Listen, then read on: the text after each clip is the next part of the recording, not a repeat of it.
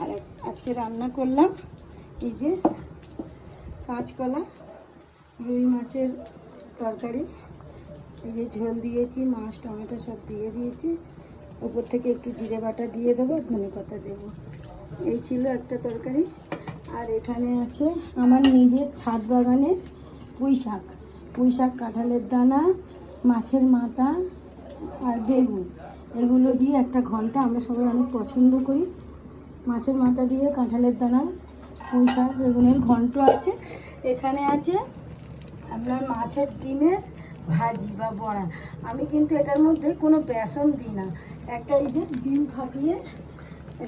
ফাটিয়ে এর মধ্যে দিয়ে দিই, পেঁয়াজ টমেটো কাঁচা লঙ্কা রসুন দিয়ে দিই, দিলে এটা অনেক ভালো টেস্ট হয়, সবাই অনেক পছন্দ করে।